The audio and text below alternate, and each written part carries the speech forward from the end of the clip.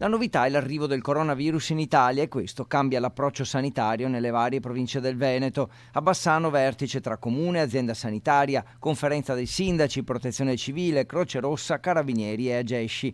Nessun allarme, quello che è emerso dall'incontro, ma l'invito a rivolgersi al pronto soccorso o al medico di base se si hanno dei dubbi sulla propria condizione di salute. Quello che è sufficiente fare e doveroso è seguire le prescrizioni che sono state diramate anche con dei video dalla Regione Veneto e come comune abbiamo pubblicato questo video anche sul nostro sito istituzionale. Quanto alle iniziative per il Carnevale, dal veglione agli eventi ufficiali, sfilata dei carri compresa, il sindaco ha comunicato che non ci sono indicazioni contrarie e che quindi tutto si svolgerà regolarmente fino a diverse comunicazioni dalla Regione o dal Ministero. Dalla Regione Veneto arrivano indicazioni di confermarle. Il fatto poi che non ci siano state segnalazioni di contagi nel Bassanese significa che anche le autorità sanitarie non cambieranno strategia.